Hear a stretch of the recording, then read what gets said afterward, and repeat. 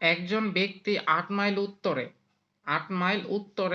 ১২ mile পূর্বে এবং ১২ mile উত্তরে ভ্রমণ করেন।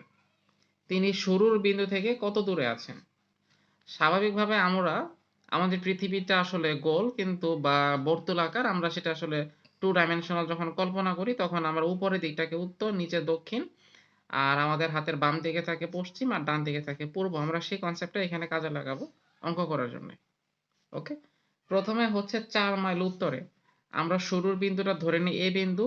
এখান থেকে সে ৪ মাইল উত্তরে যাবে। উত্তর উপরে, তাই আমার উপরের দিকে ৪ মাইল যাবো। ৪ যাবো। এখানে থামবো। তারপর বলছে যে ১২ মাইল পূর্বে যাবে। পূর্ব যেহেতু ডান দিকে, আমরা ১২ মাইল পূর্বে যাব। ১২ টা একটু বড় করে দিলাম যেহেতু ৪ এর থেকে বড়। ওকে। তারপরে বলেছে যে তিনি ১২ মাইল উত্তরে যান। তার মানে আবার উত্তর উপরে। এখান থেকে আবার উত্তর উপরে, এখানে ১২ মাইল গিয়েছে। এখন বলছে যে শুরুর বিন্দু থেকে কত দূরে আছেন?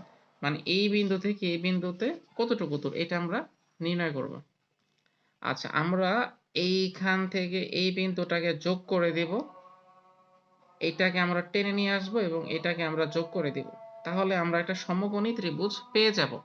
এখন সমকোণী ত্রিভুজের এই বাহুটা কত? এই বাহুটা এই বাহুর সমান, তাহলে এটাও হচ্ছে ১২। এই বাহুটা কত? এই বাহুটা হচ্ছে এই বাহুর সমান, তাহলে এটা হচ্ছে ৪। আর এই তো দুটো যোগ করলে হচ্ছে ১৬। এখন পিথাগোরাসের উপপাদ্য সাহায্যে আমরা এই দুইটা বিন্দুর দূরত্ব বের করে নিব। এই দুইটার বিন্দু বের করার সূত্র হচ্ছে √16 স্কয়ার প্লাস ১২ স্কয়ার। এখন ১৬ স্কয়ারের মান হচ্ছে 256, মানে 256 প্লাস, আর ১২ স্কয়ার হচ্ছে ১৪৪। আচ্ছা, এখন এটা যোগ করব। এটা যোগ করলে 0, ক্যারি করে 1, 5 4 হচ্ছে 9, ক্যারি করে 1, যোগ করলে 10, 10 এর 0 হাতে থাকে 1, আর এটা হচ্ছে 2 আর 3, আর হাতে রেখে হচ্ছে 4। তার মানে হচ্ছে √এর ভিতরে 400।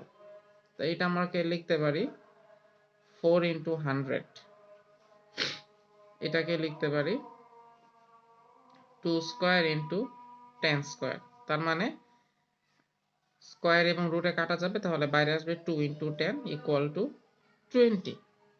তাহলে এই যে ঘ 20 মাইল হচ্ছে নির্ণেয় উত্তর।